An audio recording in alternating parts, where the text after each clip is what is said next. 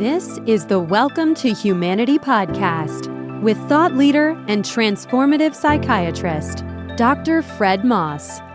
This show focuses on the betterment of humanity on a global scale.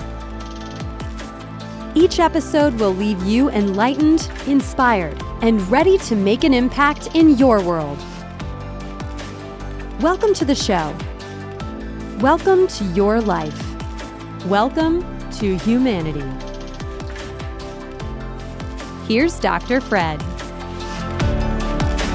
So today's another day, one of those days again where I get to interview somebody who I only know a bit about, and one thing I do know about him is that he's spectacular, and that who he's become and who he is in the world and what he does for others, and you know what makes him sing, what turns him on, what matters to him are all things that each and every one of us really could use a listen to. So today, it's my greatest honor really to introduce someone who I met at an organization out here in Northern California that I attend, or that I'm learning how to again be my artist.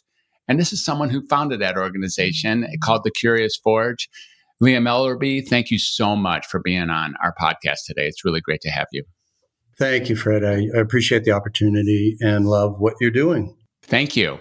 Well, it is really, I'm lucky. I get all of a sudden, I open up this thing called a podcast, and all these interesting people stand in line to talk to me. And then I get to meet them and share them with the world around me. It's like an extraordinary technology, like we talked about right before the call. It's just amazing.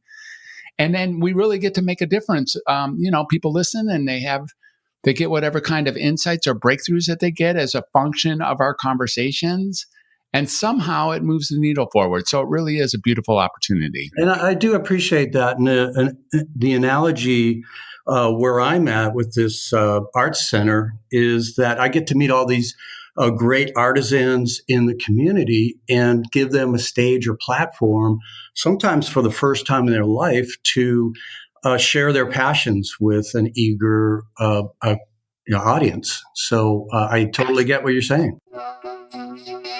Each and every one of us is really dealing with something, right? No matter whether we're tackling some of the big problems in the world or maybe even the tiny ones, we all face challenges. Now, I've been a psychiatrist for many years, and I've worked with all kinds of people from all walks of life. I've worked with more people than I can really count, from various backgrounds, dealing with more issues than you can imagine, of all sizes and shapes. So naturally, over time, I've developed a number of ways to assist others in gaining a new sense of freedom and empowerment. Now, I'm pulling back the curtain on one of those methodologies, and I'm going public, revealing the process and associated mindset that contributed to using this particular method with maximum effectiveness. It's all laid out in my new book called Creative 8, Healing Through Creativity and Self-Expression. You can pick this book up on Amazon.com in either Kindle or paperback format. And as a listener to the Welcome to Humanity podcast, I'd like to offer you a completely free copy in audiobook format. Just go to welcometohumanity.net/creative and download your free audiobook copy of Creative 8 today. I really look forward to hearing about your Creative 8 breakthrough.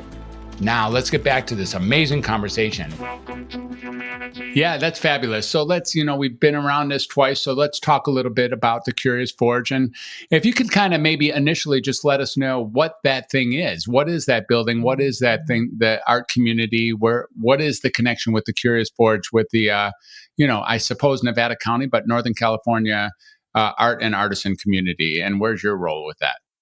Yeah, so I came back from, I've been a seeker of community for a long time, trying different things, of salons, fire circles, things like that. So I was really seeking what is community and how to manifest it. And so I came upon this idea through Burning Man, the great groups having these beautiful art pieces, and then a maker fair down in San Mateo. And I thought, this is it. This is a vehicle. We are manipulators and artists and creative beings. And so what better way than create community around that which is our innate nature?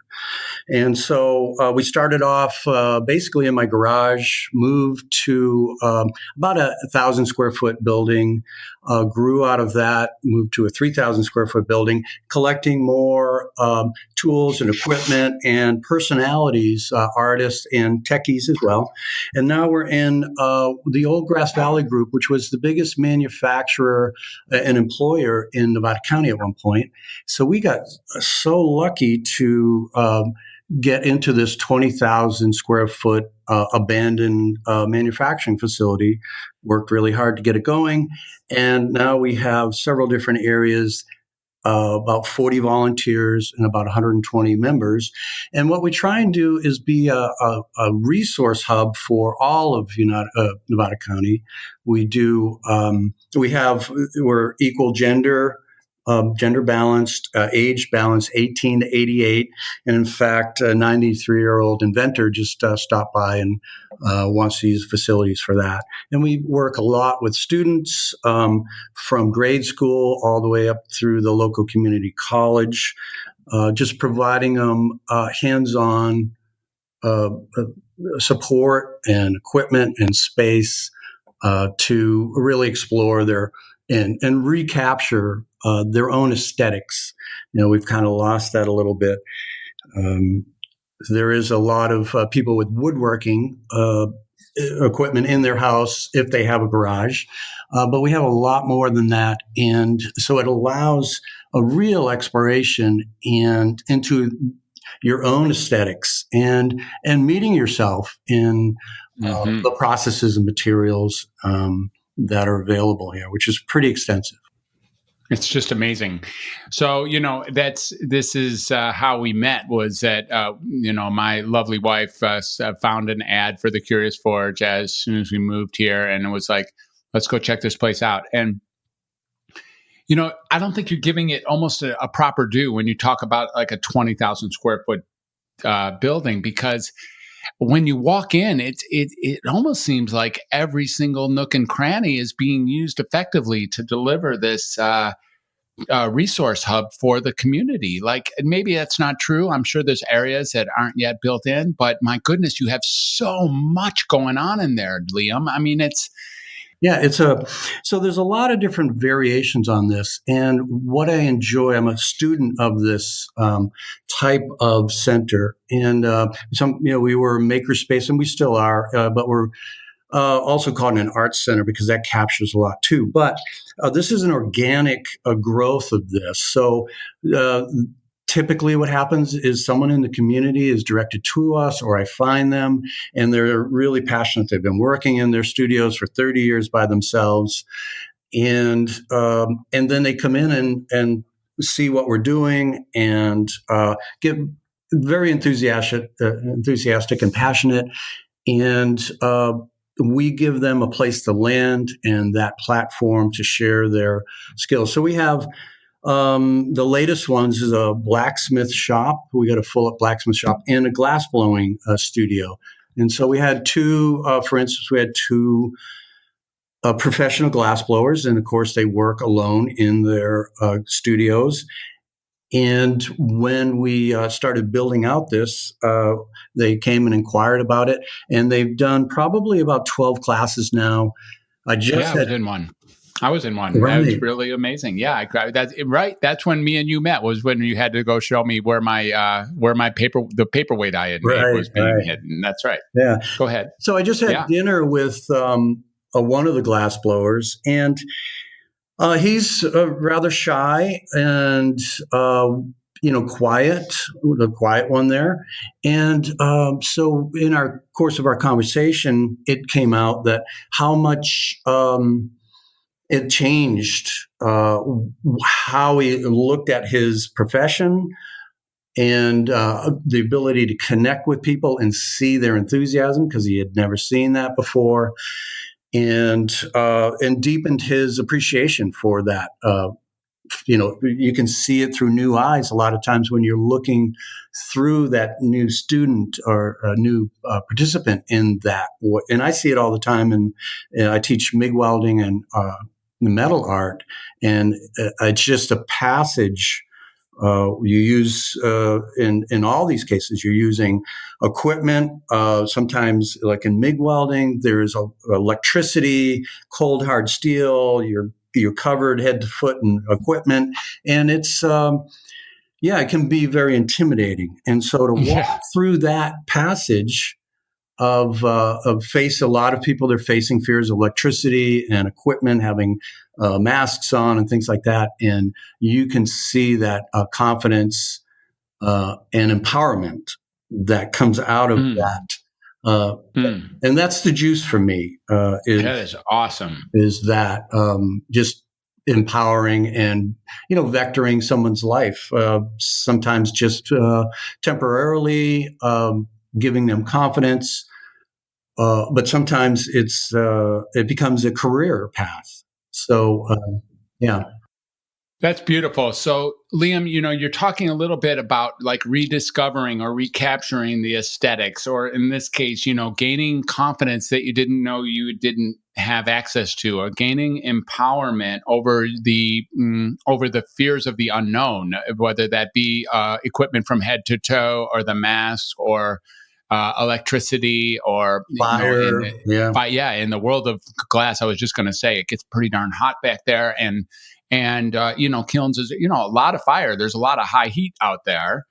And there's something about walking through that with confidence, or with respect, with embracing all of nature's tools, and then getting the product, whatever the product is, in such a way that you've altered career pathways as a result of this. We've talked a little bit about as you brought up, some of the men that have joined who had professions and now are, really finding themselves at mid-level, or even further in their world of rediscovering their own creative art skills and capacities. Can you speak to something like that for us? Yeah. So I feel like we do have a passage through our life and professional life, in that, it's well documented at certain ages, you become a mentor. And if you can experience that at an earlier age, that's wonderful. But we all yearn for that. We have fast growth. We want to learn everything, do everything. And then we get to that point where we want to pass it on. It's part of that cycle of life, I believe. And maybe there's a chemical change. There's a wonderful like book receive, give. Yeah. So, like something like that. Beautiful. Yes. Beautiful. The Seasons of a Man's Life is a wonderful book and study in that longitudinal study. So that, I think, funny. Let me just say something about that. Do you know? I'm just going to take us aside for just a moment, and it's actually not the first time I've done this in the podcast cascade here, but the Seasons of a Man's Life. Do you know when I was introduced to that concept? When was that? Last night, Liam. Oh, really? Last night, Liam. I'm not kidding. And it was really about this topic, but it was, of course, from a different space than anything you and I are talking about. But that's when I learned about it, was last night. And sometimes magic like that really, and it totally had a major impact on how it's about my morning routine. And I now identify what season I'm in my man's life. Right. And it's just extraordinary when that happens. You're just like drawn to the cosmos of what it really is to be a creator, or be in good vibration with another person or with the world around us. And I think that should segue back to what it is that you were introducing to us here. But my goodness, it's wild when stuff like that happens. It's a seminal book, and it really impacted me. I was living in Europe at the time, which really influenced me with this idea of community. I went to many different events, and just, hanging out in the plaza and that, where this intergenerational cultural thing happens. People just naturally go into a plaza or whatever other venue there is there, non-commercial venue. And what struck me was their their foundational cultural commonality, like they all knew from young to old the similar songs, and sitting together, if there's an empty chair, you sit at it. And Yes. so and share song and food like that. And I really was struck with that. And after coming back after about 8 years, I really wanted to recapture that. And so I did a number of different things to feel into what is community in the United States, with all of our single family dwellings, space. And where were you? Let's just recap. Where were you for those years exactly? Mainly in Germany and England, and then some in the Middle East as well. Okay, good. Thank you. All right. And take us back to your return to U.S. Yeah, and so we have a lot more space than most European countries by far. I know I was there in West Germany. It was 55 million people in a place the size of Oregon. So, but they do still have their communities. In fact, maybe that's why it's so important there. So coming back, how do we, when we have bedroom communities where we don't shop and we don't work in the same place and we all head out, I remember meeting my neighbors and asking them if they knew each other, and but they've been waving at each other for 25 years and not really interacting. And so that was a big catalyst for the Curious Forge was, what is it like? What kind of conversations do you have when you're mutually supporting each other? The communities that I admire most, besides the European ones, was indigenous ones where, you're going to make my fishing net for me and I'm going to repair your shoes. That changes the conversation.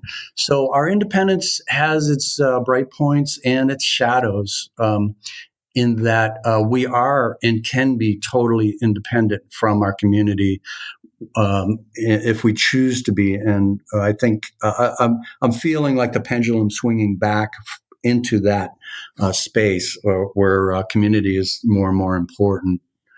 So that's a really bright spot. And I hope this place can act as a catalyst for some of that as well. One of the things I'm hearing you speak to, and thank you for what you're saying, and of course, and I'm sure I speak for all of our listeners, thank you for being exactly who you are, Liam. One of the things that I hear you speaking towards, when speaking about independence, or speaking about like those neighbors waving at each other, or the indigenous population, or the alteration or the transformation of the conversations that become available between us when creating a common ground. The word that I'm feeling you dance around is, for me anyways, is the word intimacy. Like creativity and intimacy. That there's that word can get redefined, rather than what you might think it is in a 2-dimensional or 3-dimensional way. There's something different or available inside of being intimate with another human being via the pathways that you're carving, or that maybe I should say, unconcealing or rediscovering, or something like that. Yeah, I like the rediscovering. I think going along with that, because I feel like there's different parts of creating that intimacy, and one of them in the individual is that vulnerability, and that's almost the secret sauce for any kind of intimacy, along with trust, of course. And so, building that trust and that vulnerability. So what I share with the members is, if they want to do what we call a meet your maker, which is, hey, I want to share this. I've been exploring this material or this process, and I want to share it. Public speaking is one of the biggest phobias in the world. And so giving them a safe platform to, like a venue. Yeah, to express that. And exploring is so important to that because when you're exploring, you don't have to know. You're learning. And so if these meet your makers and skill sharing and our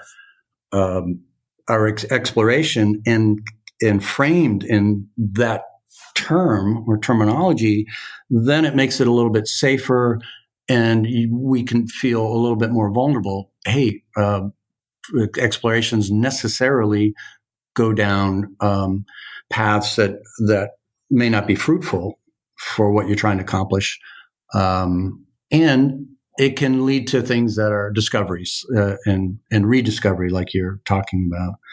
Right. So these explorations, at least again, there's something about in a true and honest.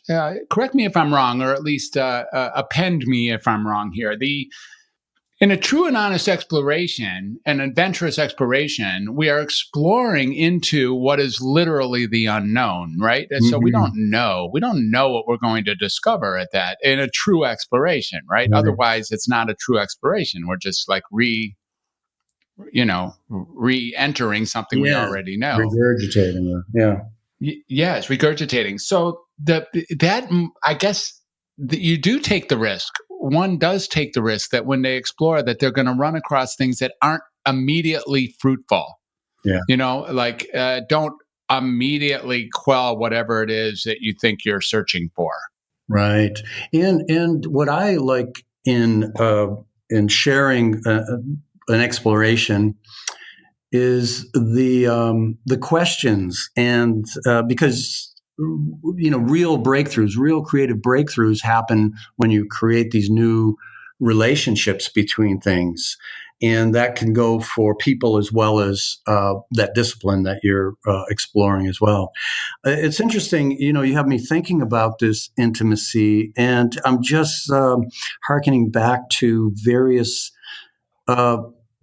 meetups and meet you makers that we've had, and that field that can emerge when you are exploring together and supporting one another, and really being vulnerable, because you're you're exposing your aesthetics for one thing, your skill for another.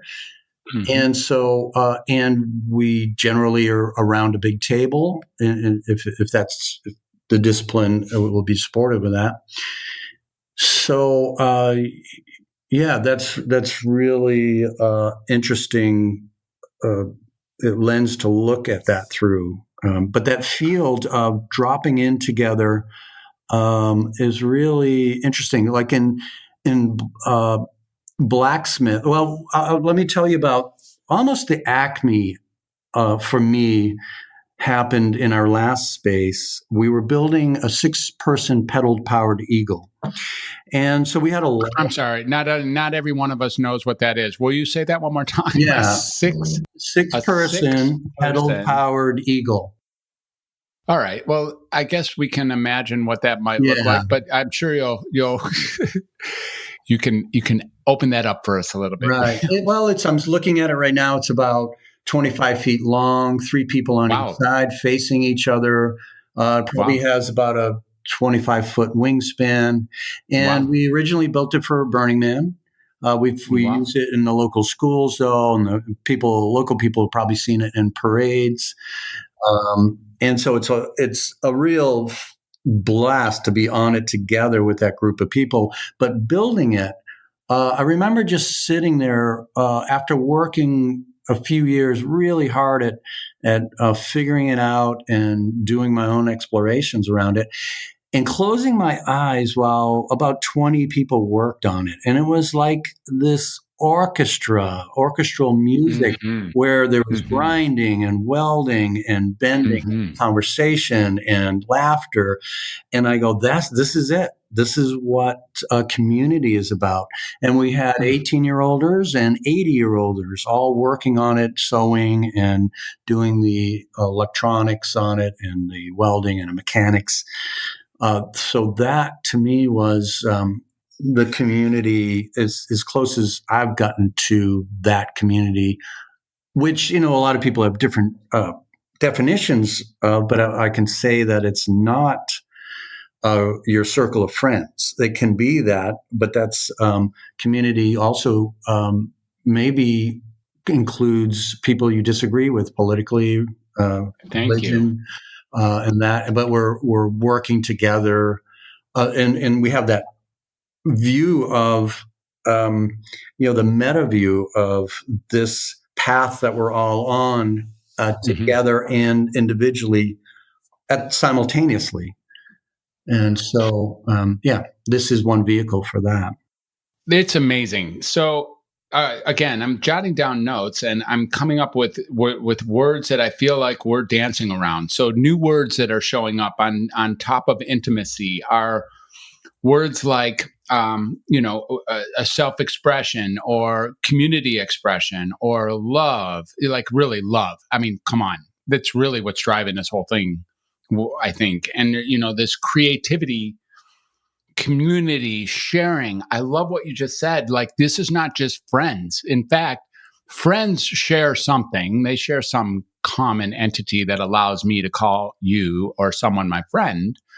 But this is a sharing at a different level, right? Like the idea that you and I might disagree about something religiously or philosophically or politically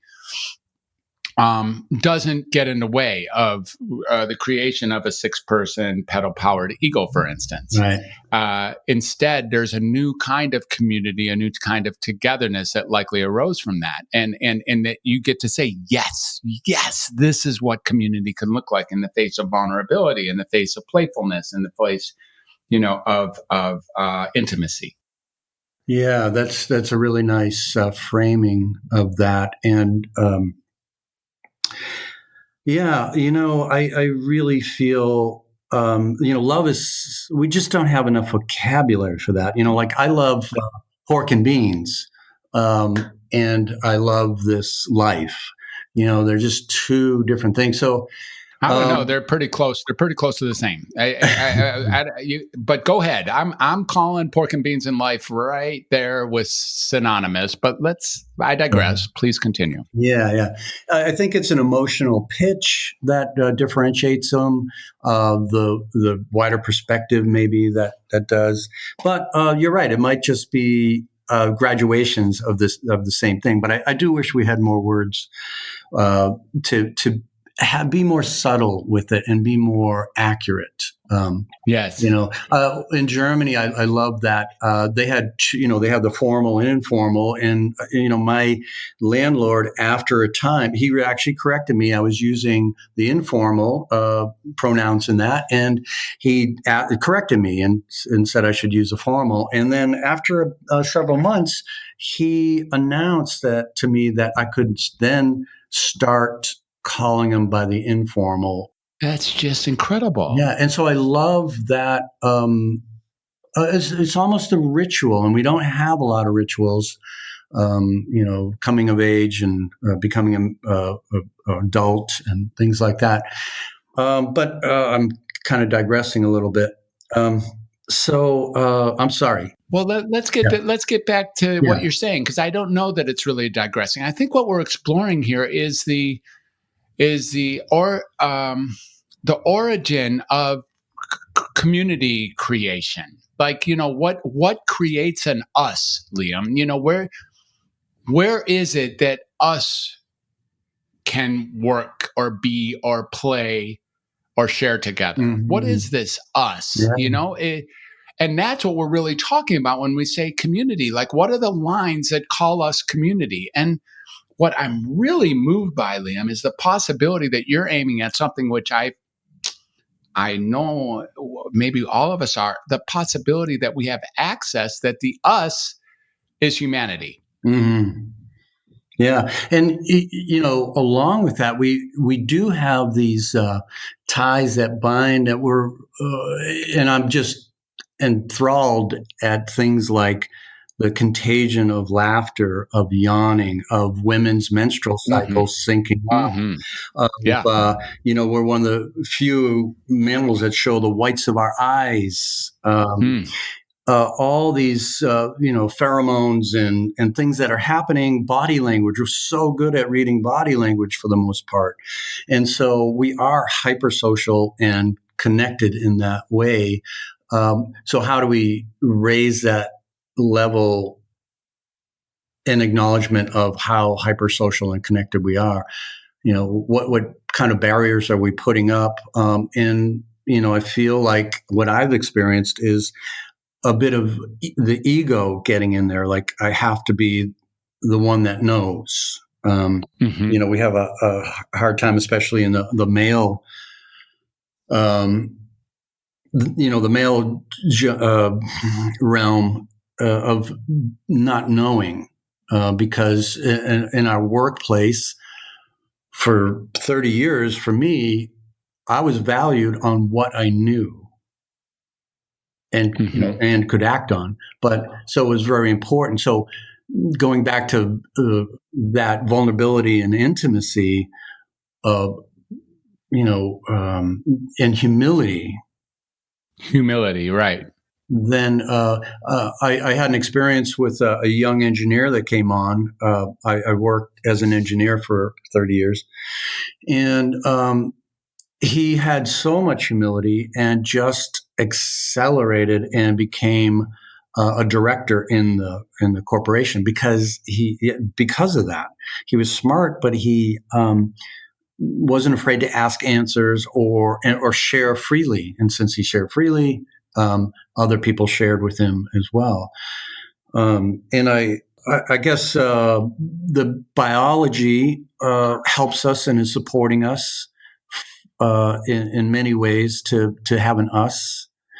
And I feel like making and creating with my partners, I have felt that. Yes. And that's what I think I'm pointing to, is this idea that creativity is an access. After all, at least I like to think that to live even one more second, no matter who you are, takes a fair amount of creativity. Like it's not like a done deal. We got to sort things out quite a bit, actually, to take another step in this world. You got to move this over here and think about that, and don't think about that, and then be intended to do that, and take care of the fact that you just did that, and you said that to that person, but now, and all of those things. To sort all of this out, even to just create any kind of life that works, takes at least a chunk of creativity, right? And there's something about that creativity binds all 7.8 billion of us together. And the possibility exists that we can be one in a group of humanity in the world of creativity. And I don't know. Does that sound out there too far, or what do you have to say about that? Well, I'm wondering about so we say creativity, which is an expression of ourself, of our who we are in so many ways, like.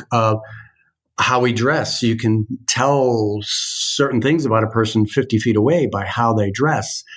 The creative impulse, which I really admire in our younger generation, is to be more expressive. And so when we're more expressive, I feel like then we can have anchor points to attach to each other, because my son once said this to me, and it really impacted me. Is what does he admire most in people? And he said authenticity. Exactly. And I really sat with that for a bit, and I'm truly blessed to have my two sons who challenge. How old are they, Liam? They're 34 and 35.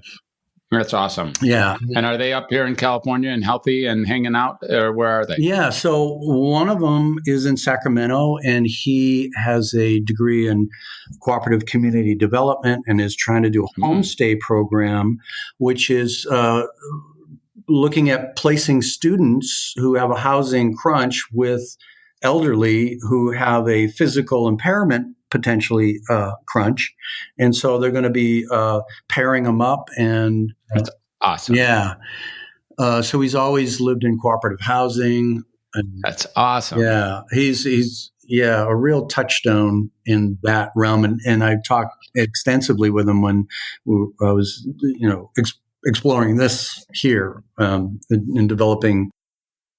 Now, is he the one who answered the question authenticity, or was that the other one? Yeah. And then the other one is in Greece. He got a half a doctorate in psychological anthropology and decided he wanted to be a goat herder. So that's he's living in fabulous. Greece, married a Greek. He probably has PTSD because they're so out there with their gestures, and we had a quiet household now. Culture shock. Yeah, a bit. Yeah. All right. Well, come on back to this authenticity. Thanks for sharing your children a bit with us. I appreciate it. Yeah.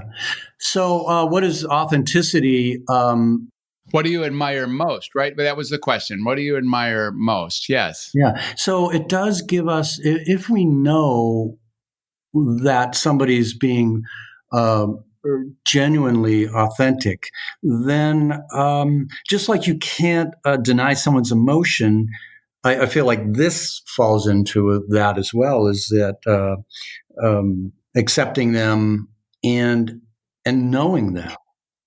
It's interesting because, I did ecstatic dance for several years, and I felt people were most in their authenticity when they're dancing, because we're not very practiced at subterfuge especially in dance, but in our body language, whereas we're very, we can be very deceptive and PC or whatever you want in our speech, and so we're much more authentic, I feel. And to get to know somebody without speaking to them, and maybe not even knowing their name, but through their dance, through their movements, was a really interesting insight into, people, myself, and our authenticity itself. So this was via ecstatic dance, you're saying, without words, without like the typical vocal conversations that we like to call getting to know somebody. There's an opportunity to actually get to know somebody, maybe even on a more comprehensive or deeper level than what words would allow, that you were able to at least explore and discover for yourself with ecstatic dance. Is that what you're saying? Yeah. And to share a little bit of history, I grew up in a household with alcoholism.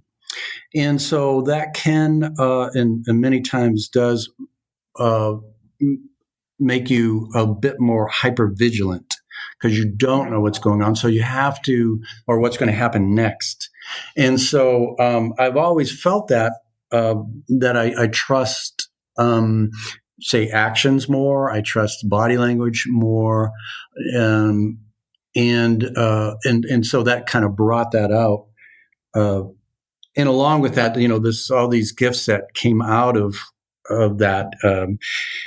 At my age now, they are, having all sisters. I had 5 sisters. And so being friends with the feminine, being I believe the world would change fundamentally if everybody had a sister, especially an older sister that you could look up to. And, you learn to respect women at an early age when they're beating you up as an 8-year-old. But, so that authenticity, I think, is one of those ingredients, I'm going to say, Fred, for this intimacy, vulnerability, because you can trust what this person is about when they're when they're being authentic. And I think we have an idea of what you mean when you say authentic, like being at least consistent with who you say you are, who you present yourself to be. Is that fairly close to what you're saying when you use that word? Yeah, and I would add on to that, maybe being in choice. And what I mean by that is recognizing that you do have an ego and it has a strong voice in you and trying to protect you, and knowing that that's not all of you. And so being in a clear choice, knowing what your values are, not what the movies are telling you or what your parents said or society says you should value, but finding that when that thing resonates in you, the open road, or the textures of textiles, or you just the love of that, of fabricating and building, when you really resonate around that. But being in choice, so that you can choose to be your authentic self, as opposed to that. Don't you're going to get humiliated if you do that. Interesting. It's really interesting. I have never, or at least I don't recall ever putting choice. What I'm learning as I listen to this is if you're not in choice, then it really can't be authentic. Right. If you're really just doing Right. that which you're called on to do, then you're honestly not being authentic. You're just following some rules or Right. some suggestions. Yeah. Yeah. You're not in touch with this me or this I, that maybe is larger than, or covered over by my ego. There's something like there's a choice here to be made about how to be who I am. Mm-hmm. And that's now, Liam, going back to the Curious Forge, or the essence of the resource hub for artisans. Is there something we can do here about connecting all this choice, this authenticity, this creativity, this, you mentioned recapturing the aesthetics, like the ecstatic dance, the natural capacity to be creative in areas that we may have forgotten that we were creative? Yeah, thanks. Really, if I would say the essence of this space, what I hope it is deep personalization. And so what I mean by that is we have the tools, we have the equipment, we have the volunteers to support people to really personalize things. And for an example, there's the mundane. We have a 3D scanner. I took a cylinder of clay, squeezed it with my hand, and then I 3D scanned it. And now I use it for my tools, the handle for my tools. That is deep personalization. But it's also, in an aesthetic sense, that's a more utilitarian. But on the aesthetic sense, is I really like loud pockets. Or, the couple who came in and made their rings for each other, and knowing each other, what colors they liked, what with the band, do they want something delicate or not? And so it's a way of exploring another's, personal values and desires as well when you're in that. But yeah, so everything from there's this technology that we're sharing is can be allow for that. For instance, there's Adobe Capture, allows me to take a picture and then put it onto tile. So now I can have my grandchildren on my backsplash because I can laser cut that into it. We did a bike hacking. I've always had to settle. If I'm a short person or a tall person, settling for one of three different sizes. And so, but I really want a large hauling capacity on mine. One of the members used to do urban farming and had a hard time getting rototillers out. And so he built a bike that had a platform, a trike, actually, so he could haul his rototiller out to the community garden. Because he loved that gardening, loved that community that came out of that gardening. Yeah. So, the deep personalization is probably the essence, I would say, of this place. There's like an opportunity here for us to get like on the edges, on the fringes, on those skinny branches, on those areas that are at the edge of what we know, looking out towards what we don't know yet, or what has never been created, or what we want that doesn't exist yet, those kinds of things. It seems like there's a space that's being fostered and nurtured here that not only invites that, but just embraces that and brings forth the possibility of creating anew things that are fun, things that are meaningful, things that are useful, things that are strange, things that are, things that are the essence of what we spoke of earlier, which is exploring into the unknown. And that the other thing I really want to say, and we're not going to be able to supersede this one, is that the vocal conversation that we're sharing right now simply doesn't adequately address what we're talking about on the edges. I mean, words have their limitations after all. There's so much bandwidth in our everything that we talked about, from pheromones to body language, and to create that connection between each other. So that self-knowledge allows for a greater connection, I feel like. And of course, vulnerability, I believe, is directly related to the depth of your connection. And so this realm that we're talking about is in this creative realm, but it has all the same analogies in every other facet of our being. I'd like to share one thing about one of the things, I think knowing self is important in knowing the context of yourself.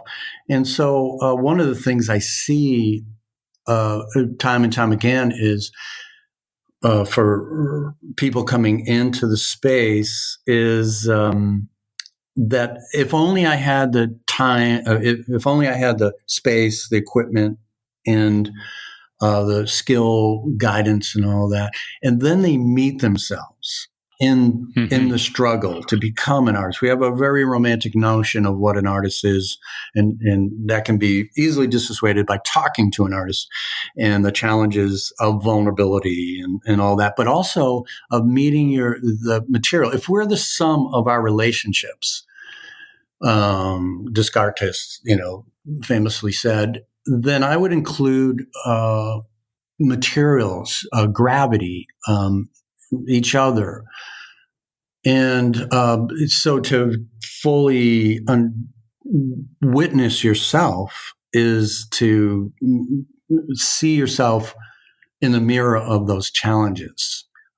Is it frustration? Is it bulldogness? Is it, a meekness? Is it a fierceness?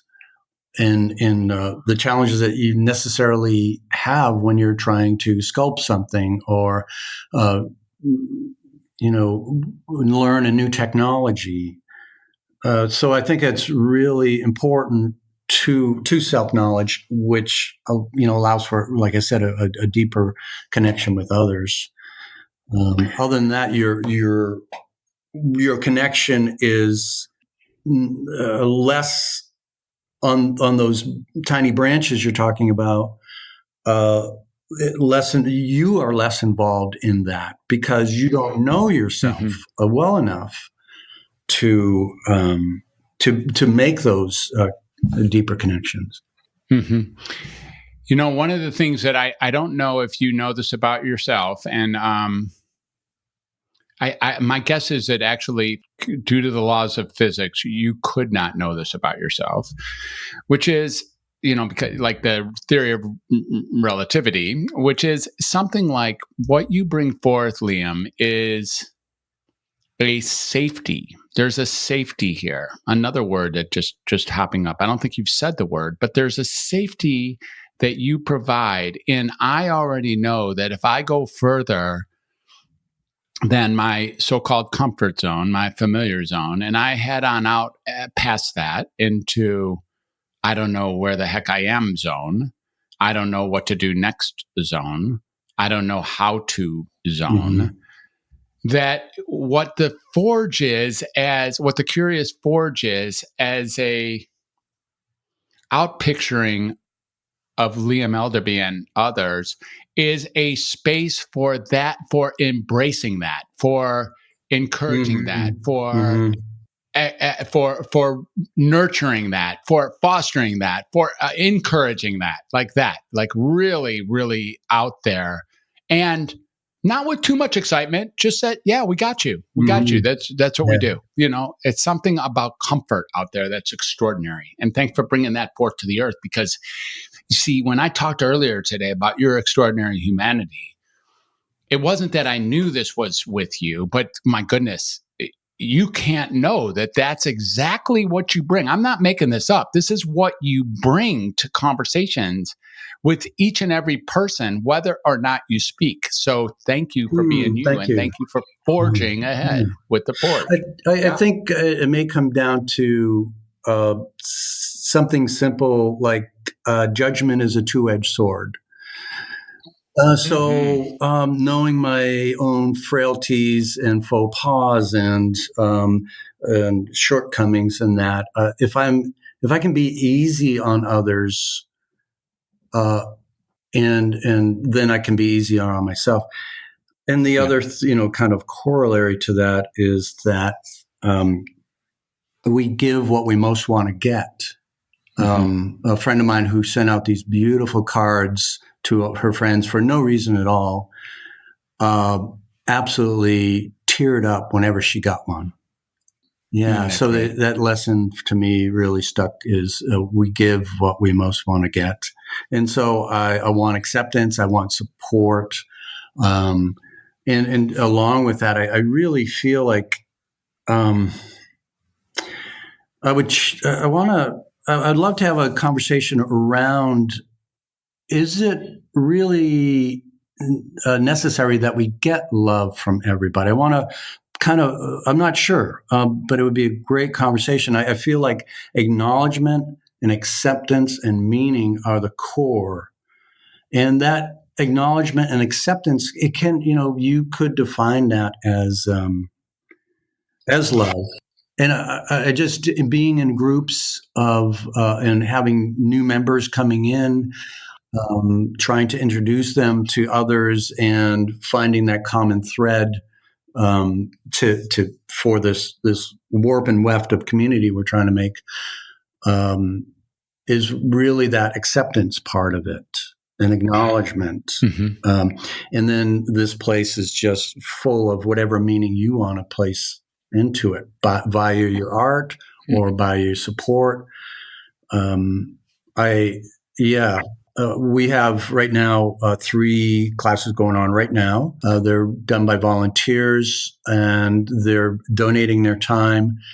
And my sense from that, you're saying at this very moment, aren't you? There's 2 young ladies getting certified in the wood area, going through all the tools, and it's very, I can tell by watching their body language that they're on edge and very attuned, and but the area guide in there is deeply involved in their success, and they're feeling this from him. And this isn't the first time, of course. Many people have gone through this. And so that's a form of acknowledgement and acceptance that he's taking this patience and time and effort to make sure that they are learning it and staying safe so that they can create meaning through their art or building what's important to them. Well, I think this leads us to, as we consider winding down this conversation that could literally go on for another few hours, I'm going to see if this is this good sort of entryway to our exit way, which is if you had to synopsize, I think that's the right word, if you had to create a synopsis of what's important to you, like what's really important to you. And I'm not necessarily an elevator speech, but a thumbnail, if you will, of like what really is important to you, this you that you call being self-aware of, that you, what is really important to Liam Ellerby, please? Well, I like to have one thing that comes into play for me is reading Finite and Infinite Games. Really challenged the answer to that question for me. And what it comes down to is play so others can play. And I really, that, on the face of it can be, play so others can play. That's, what are we playing, baseball? And no, it's, about being ecologically minded with what you're doing so that others can have a planet to be on, to engage others in your play. If I look at me playing in the metal shop, it's to encourage, to have a context of what, the humility. The three things that really I value above all others is humility, deep appreciation. I say that instead of love, because deep appreciation is an understanding of what it is that you're loving, of what you can love. So this deep appreciation is context and understanding and so humility, dignity, and deep appreciation. So in whimsy and delight in this world, that this, if it's true that we're, that cliche, that stardust, it just blows me away that we're having this conversation over this technology, or we're stardust. I just can't get around that. So this miracle of my life that has arisen, and my ancestors who were fishermen on the southern shore of Sweden, I know how much my mother echoes in me, and how much her mother and father echoed in her. And so those people, my ancestors, are echoing in me, and giving voice through this historical and technological, and so I want to enable others to do that. And there's so many ways to do that in the politics and in everyday work and play and in creative. So I've chosen this venue to express that joy and gratitude for this miracle that I've been given. So thank you, Liam. So really, we look at the stardust here, and I don't know if you know it, but you've spoken to 5 generations in your own family during this conversation. To your grandmother, and then your mother, and then you and your kids and your grandkids. And you've actually paid attention to the whole ancestry and legacy of who you are. And by spotlighting a little bit about who your two sons are for the world, we can see that the branches go far past them as well. So you've done your job extremely well for this particular conversation, which was indeed to spotlight the extraordinary nature of your own humanity. And I'm quite certain that the listeners immediately and totally will resonate with that. So I thank you. And the thing I want to ask you now is if my listeners are interested in further contact with you or in following you, or, if maybe they don't live up here near the forge, but they want to know a little bit more about what you're up to or what makes you sing or how they can, contribute or how they can learn from or any of that, how might my listeners be able to get in touch with you? Yeah, so there is the usual Facebook and Instagram, but also our website, thecuriousforge.org. And we have various avenues for the public to come in. Even if you don't want to be a member, there's ways of participating. We have as many various events and that they can come to, and then Facebook and Instagram. And I don't post a lot because I'm a student first and foremost, so I love listening and reading, and but I'm happy to have a conversation. Love a good conversation. I really appreciate the opportunity here, Fred, and I'm sure we're going to have a lot more conversations in the future. Awesome. That's awesome, Liam. And yes, I hope so. And I know so as well. It's great to know you and now know you at a new level. Thank you. Thank you. Thank you from the bottom of my heart for coming on as a guest. And I don't just mean my heart, I mean our heart, the listeners and yourself for sharing a conversation about what matters to you. And some pretty incredible philosophical explorations and look-sees about what might matter to humanity. So thank you for all of that exploration. And so it is time to bid farewell. And so it's been a deep pleasure and honor, Liam. And wow, the world just continues to unfold each and every moment. And I, as a podcast host, get to meet some of the most incredible people in the world. And, you're no exception to that. So Liam Ellerby, thanks for being a guest on Welcome to Humanity today. Thank you, Fred. Been a pleasure. All right. And we're off and running, folks. So I hope you enjoyed this even some fraction as much as I did. And I'm sure you did. And so thanks for joining us. Thanks for being here till the end. I hope your life is going well. And it is, actually. This is what it looks like when it's going well. Wherever you are in your world, welcome to humanity. And it's just a gift to be with you. So thanks for being here, and we'll see you around on the next episode. Bye for now. I just got to really realize what it is to be an artist and what it is to be out on the edge and what it is to be really on the skinny branches and exploring the unknown through creativity and community, through love, appreciation, through intimacy, through doing things that have never been done before.